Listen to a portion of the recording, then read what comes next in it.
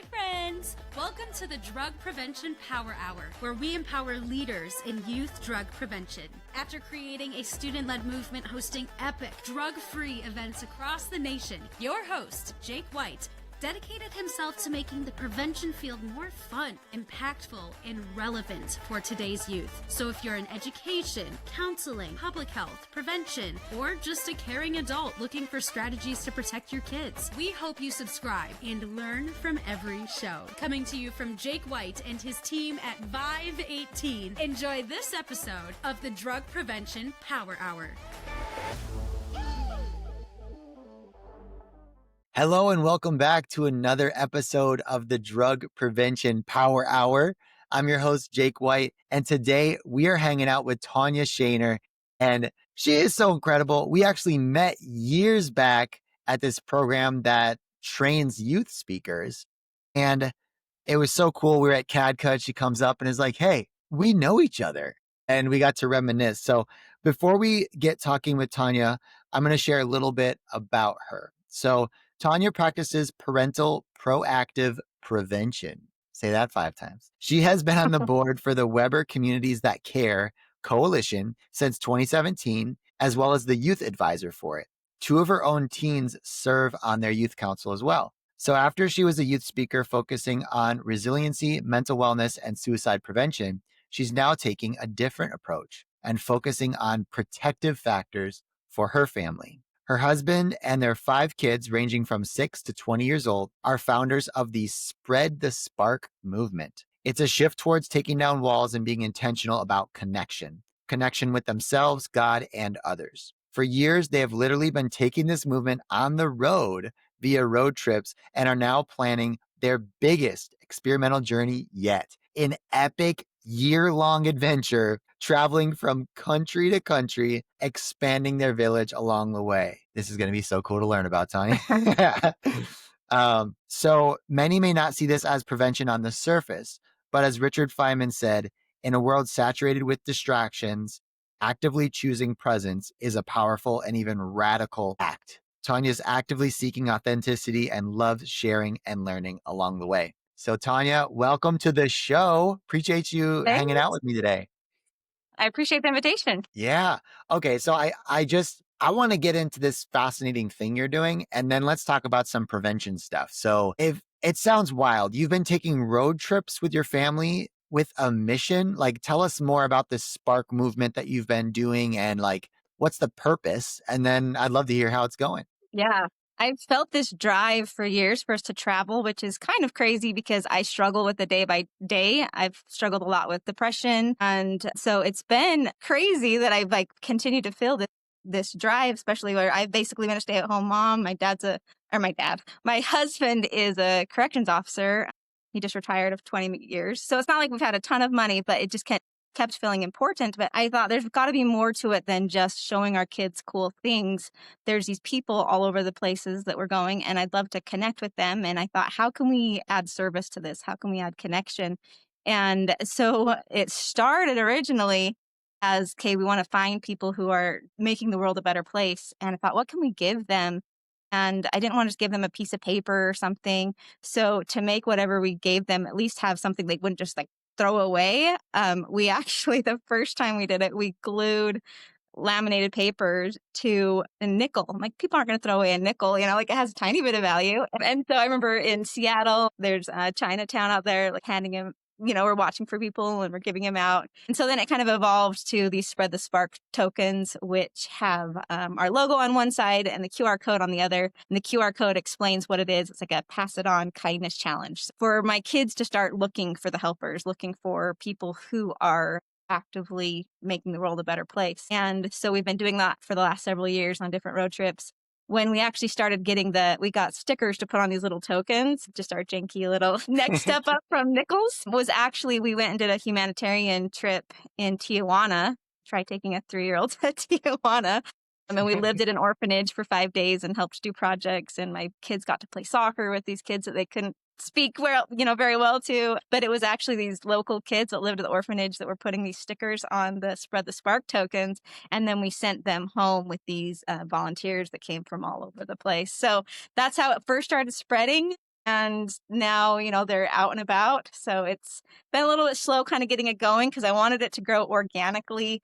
Like the only people on the Spread the Spark Facebook page were the people that had received a token. But now I'm just, inviting the masses and saying, let's get this going. And we're preparing for our big trip. So we don't leave for another 10 months because our oldest daughter is serving a mission for our church in Ecuador.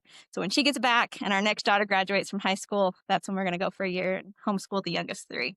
Was that Okay. a Wow. long enough explanation for you? Yeah, that Yeah, was great. Okay. the background. So I'm trying to actually fill in some of the questions in my mind. So it was the nickels, they had just you said there was like a piece of paper or laminated. Was it a QR code on it initially or just a No, kind message? Or what no, was on that first piece of paper? it was handwritten, pass it on, like pass it on, because there had to be small letters, right, to fit on the nickel. Okay. So it was just like a pass it on kindness challenge. Like, hey, I noticed that. That really was cool that you did that. We appreciate it. Hey, pass this on to somebody else. Do something that matters or that has an impact on you. And it was just little things, Yeah. the lady who offered to take our picture, this cute little Asian lady at the Mount Rushmore who Yeah. offers to take our picture. Didn't realize only half of our family was there, and she like wants to get a good shot of Mount Rushmore, so she lays down on the ground and is trying to get the picture, and then we're laughing, and she realizes half our family's not in it. So she's like, "Oh, I need to get your family." So just people like that. That sometimes little tiny things, sometimes big things, but it's just to be actively looking for the people who are making a difference. It really changes your perspective when you go about your daily life and in travel and whenever. Yeah. Well, that's so powerful. It's simple, but it's powerful because we don't always get acknowledged for that kind of stuff. And then when you get an item that you could literally pass to someone else and say, "Oh, yes, they acknowledged me and appreciated me for this. That felt amazing. Now I Yeah, get to do that for someone else."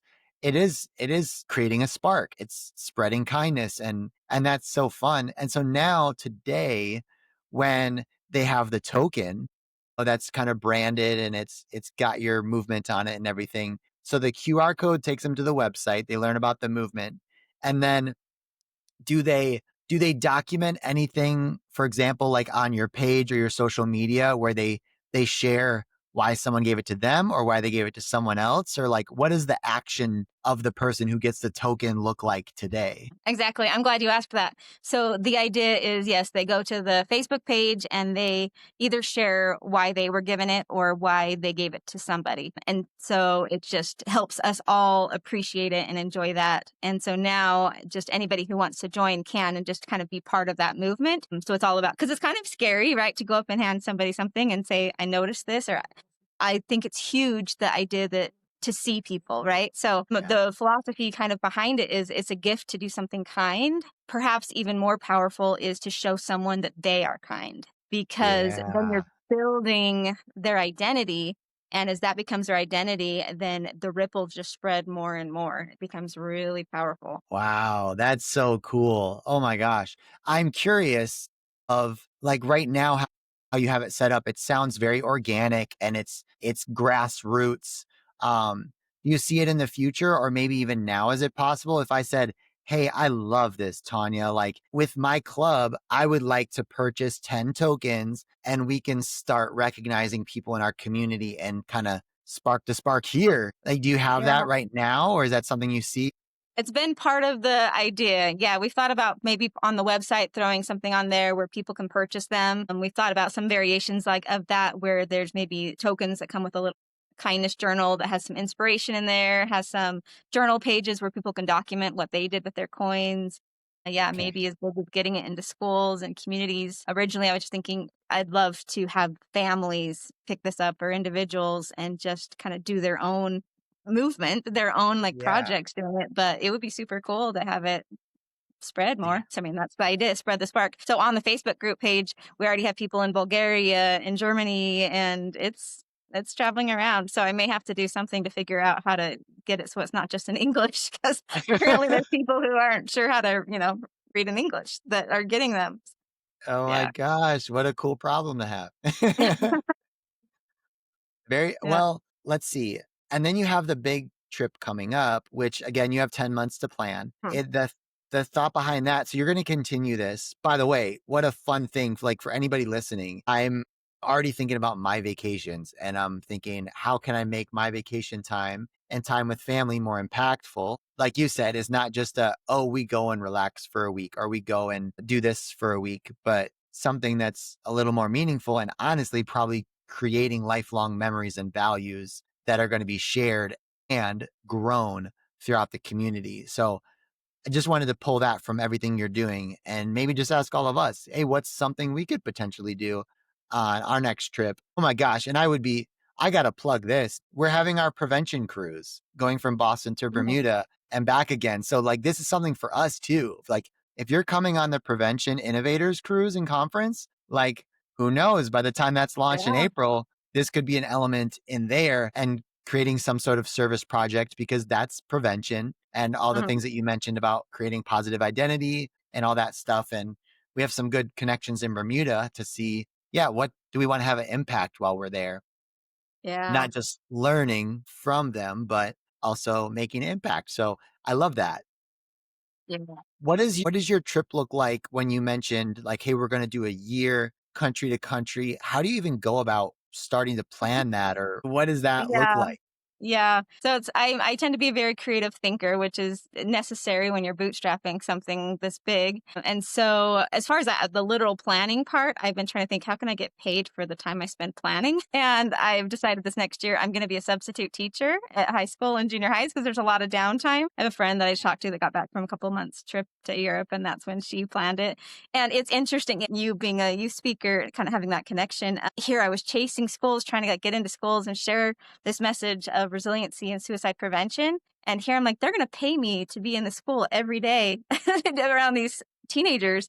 And there was a speaker at CADCA who was a retired police officer, and he was able to write his own grant. And his position at this school where he works is he just walks around and talks to students. Like that is his job, which is so cool because counselors, most often, they're not able to spend a lot of time doing the emotional work with students. And so he's able to build that connection. I'm like, I'm going to be there every day, and I'm going to be in an area that's pretty high risk youth. And so I might be singing a different tune in a couple months after I experience this, but I'm really excited. And I'm just tapping into that space in my brain to like see it as a challenge and see not take rejection so hard that I'm sure is going to be coming, but just to kind of gather data and figure out, okay, how can I be most effective and just showing up authentically and like being able to not sit there and lecture, but share enough of my story and fill it out with youth and even like go sit at lunch with them. I can handle this now. My ego's not so fragile as it was in high school, right? That I can like go and put myself out there. So anyway, that's kind of a side note. That's where I'm going to be doing the planning. But the idea is that we're going to do 6 months on the eastern half of the United States because over the last few years we've done the western half. And my husband and I, we used to be in a singing group where we would do devotionals, musical devotionals, and we traveled to Alaska. So we kind of check marked Alaska, which is partly what inspired this idea because we got to go and stay with people that we would perform for in Alaska and in California. And it was so powerful and so cool to connect with the people and not just stay at a Airbnb or a hotel. So I'm like, we can do this and we can do these events and we can do like musical devotionals. And my 17-year-old daughter, she speaks and people just are crying and quoting her. I'm like, we can get you speaking. And I was really grateful for your CADCA class where you guys talk about events. Because I was like, oh, there's so many great ideas on how we can do this. And then I got home and started talking to my kids. And I'm also grateful that there was a lot of talk about involving youth voices because they're like, Mom, I don't know that I want to do that. That sounds pretty stressful. And I'm like, okay, I'm looking ahead thinking I can see me like, guys, we got to get to this place. We're doing, drill mastering it. So I was able to kind of take a step back and we really reevaluated like, hey, we know our vision statement, our goal is connection, right? What does that look like? And if I'm yelling at you guys or being drill sergeant about, okay, we need to be here on this day and here on this day and here on this day, it's not going to fulfill what we're really wanting to get, which is at its core, this is about my family. This is about proactive prevention. I've worked enough in prevention now for 8 years, and before that with suicide prevention specifically, to know that it's all about connection. It's people go to substances when they feel isolated, when they feel like they don't have community. And so I'm not using the word prevention here much, but it's absolutely protective factors. So I'm not even really focusing on like the risk factor so much. We're just so hardcore going in on the protective factors that it's kind of hard to recognize it as prevention. So we're making sure the kids are on board. They're excited. They're all in. And I don't know if I answered your question. After I have some after you major go to ADHD the tendencies. So if I ever get off track, feel free to steer me back. But you No, this asked is about good. kind of where our path was, right? Yeah, so after the Eastern United States, Yeah. where are you gonna go after Yeah. that? So we'll hop into Canada when we're up north. And then the goal, I've told the kids, if they can make enough money that we can cruise across the Atlantic rather than fly, so they're making money and trying to work their little heinies off, then we can take a cruise over to Spain.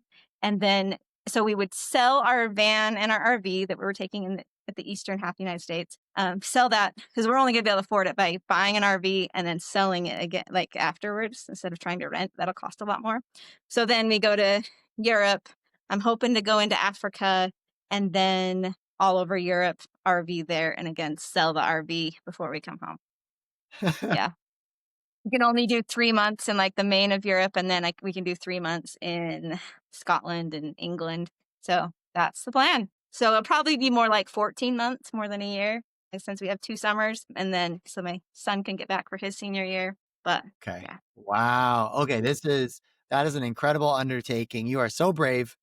It's very, very fun. I love to move into some of your prevention stuff. So hopefully by now, I mean, yeah, that's just an incredible thing. And I love how you tie prevention into it. It's like this is prevention and you're focusing on your mission is like your kids are your mission right now and they're the focus of this trip. You mentioned, or I mentioned in the beginning, it's part of your intro. You've been doing some prevention work with your local coalition since 2017, and your kids are even part of it. But tell us a little bit about where you're from in Utah, the kind of the landscape, and what kind of things your coalition is focusing on this year. yeah, I love our coalition. Communities that Care. Are you familiar with that Yeah, that organization? model.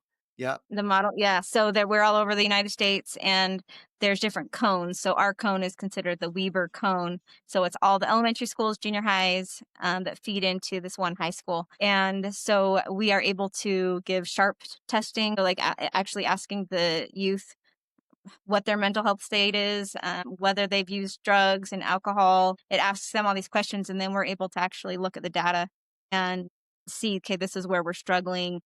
For example, we could tell that, oh, sixth graders are really not feeling connected to school.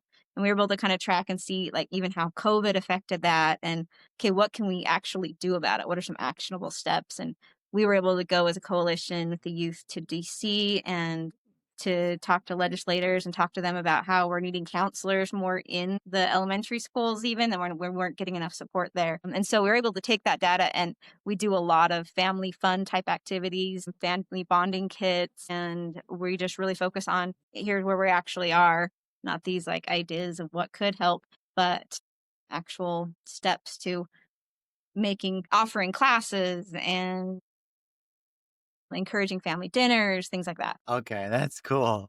That's really cool. And you know what? Maybe I said yes too fast because to like, do I know about communities that care? Because I I spend a lot of my time at CADCA and they use the strategic prevention framework and the model for drug-free communities grants.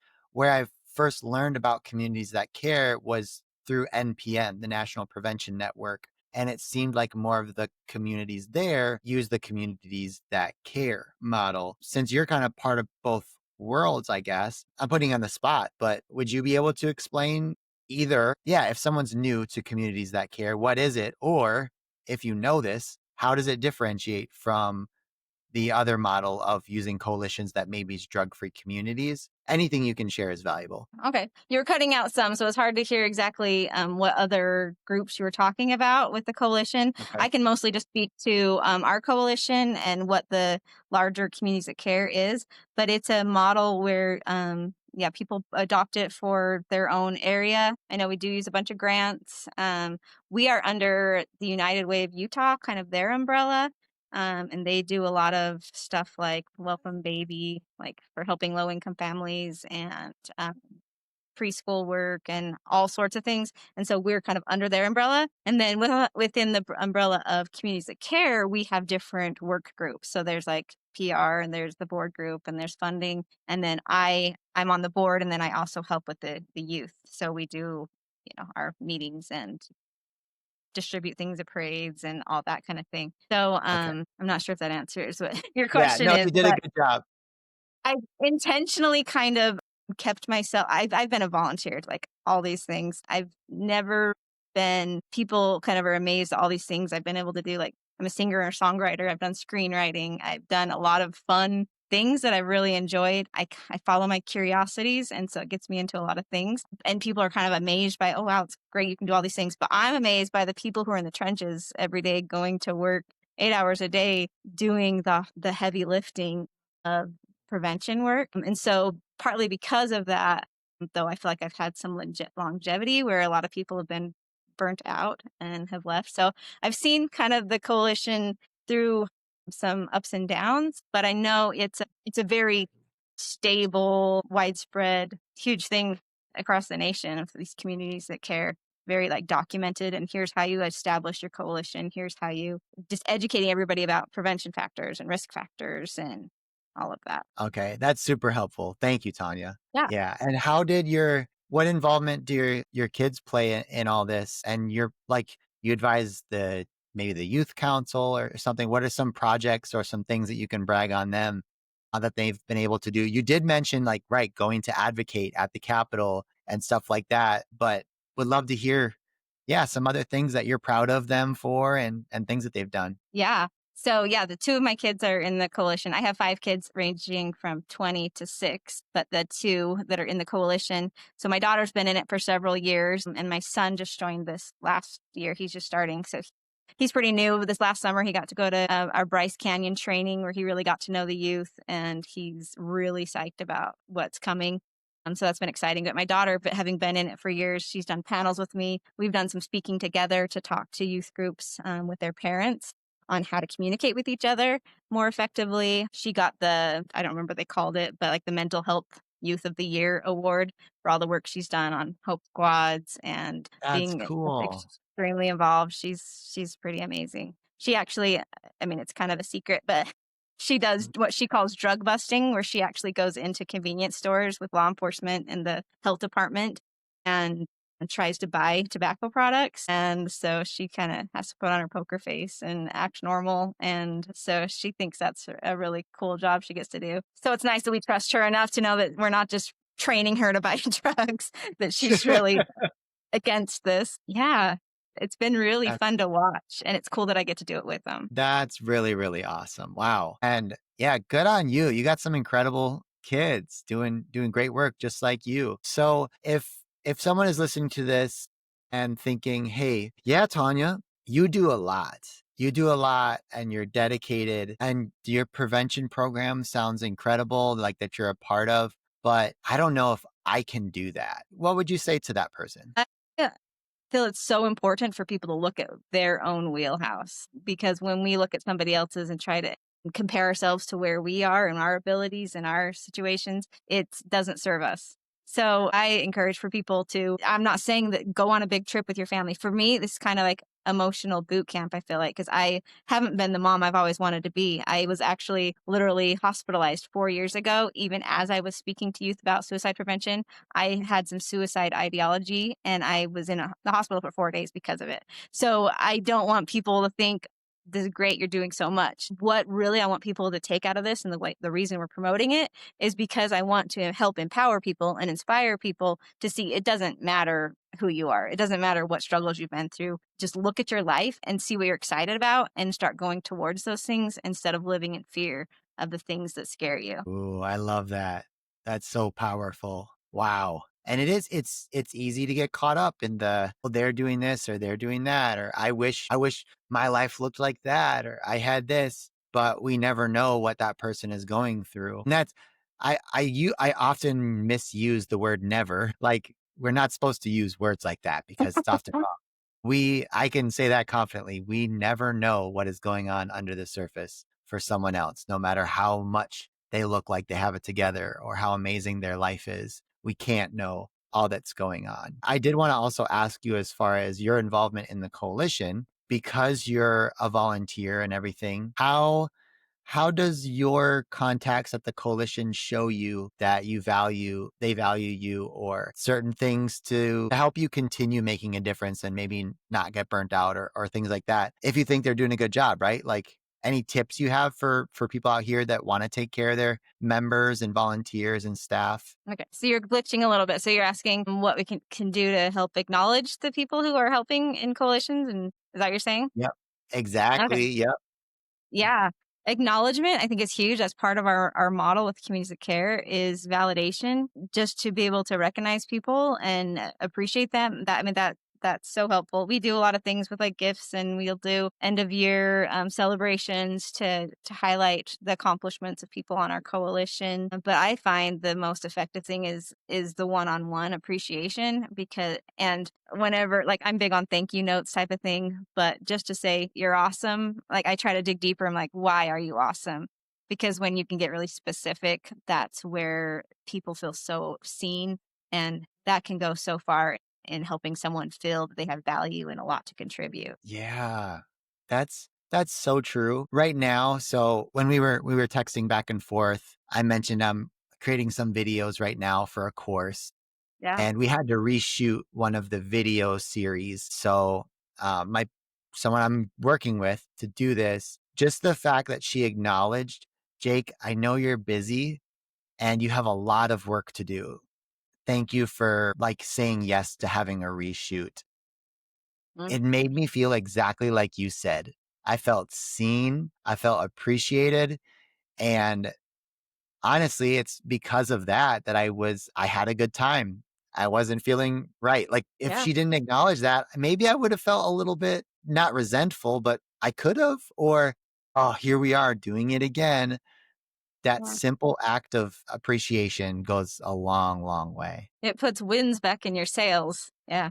Helps you remember why you're doing it. Yep, so true. Well, Tanya, this has been incredible. Where can people go to learn more about what you're doing and to follow your journey? Yeah, the best place is Spread the Spark It's called Spread the Spark Experiment is the Facebook group. And we do have a website that's spreadthespark.org. And that is very bare bones right now. There'll be a lot added to it. That's what this next 10 months is for, is figuring out exactly what we want that to look like, figuring out if we can manufacture coins and sell those. So there's a lot we can do with it. So right now, which is basically that website just directs you to the Facebook group, but that's where we're starting, and we'll see where it goes. Awesome. Well, Tanya, stay on the call for a little bit while we wrap up. But for everyone listening, I hope that you felt encouraged by this episode. I know we walked away with a couple ideas. We even have, maybe if you hadn't heard of the Communities That Care model, that might be something to look into and to learn from. We can always share best practices, and that there's this movement going on, Spread the Spark. And I'm really excited to learn more about it and to continue following you, Tanya. For everyone listening, you're doing incredible life-saving work. No matter what it looks like, you are learning and growing on a mission that is saving lives. So thank you for staying in the game. Thank you for being passionate. And even if it is plugging in every Monday to get refired up about the week just by listening to this episode, we appreciate you tuning in. Please send this episode to a friend, and we'll see you next Monday for another episode of the Drug Prevention Power Hour. Thanks for listening to this episode of the Drug Prevention Power Hour podcast. If you love the show, make sure to leave a review and share what you've learned. And if you need help reducing substance use among youth by educating and engaging students in prevention, visit vive18.com for more information, tools, and resources.